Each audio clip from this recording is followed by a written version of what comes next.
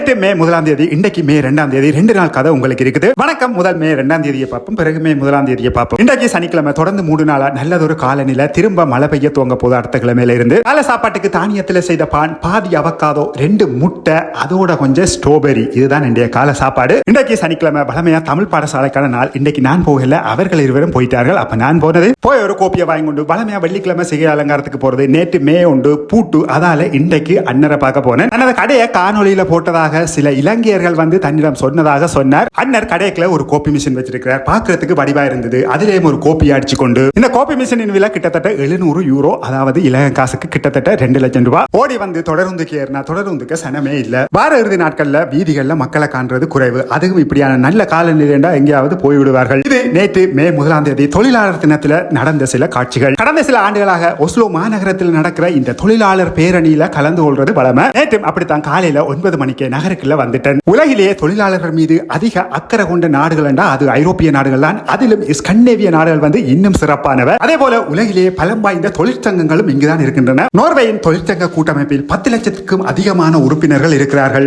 அரசியல் ரீதியாகவும் பெரும் செல்வாக்கு செலுத்தும் நிறுவனங்களாக இந்த தொழிற்சங்கங்கள் விளங்குகின்றன நோர்வேயில். நீங்கள் பார்க்கும் இந்த இடம் நகரத்துக்கு மத்தியில் உள்ள மிக முக்கியமான ஒரு சதுக்கம். தொழிலாளர்களின் உரிமைகள் தொடர்பாக பல முக்கிய போராட்டங்கள் இடம்பெற்ற சதுக்கம். பல முக்கிய முடிவுகளும் எடுக்கப்பட்ட இடம் இது. பல இடங்களில் ஆரம்பமாகும் பேரணிகள் இந்த இடத்துல வந்துதான் நிறைவடையும். இந்த சதுக்கத்தை சுத்தி வர இருப்பது நோர்வேயின் பிரபல அரசியல் கட்சிகளின் அலுவலகங்களும் தொழிற்சங்க கூட்டமைப்பின் அலுவலகங்களும். நேற்றைய நாளின் பெரும்பகுதி நகருக்குள்ள பேரணிகள் கூட்டங்களோட முடிஞ்சது. இன்னும் ஒரு காணொலியில உங்களை சந்திக்கிறேன். அது வரைக்கும் நன்றி.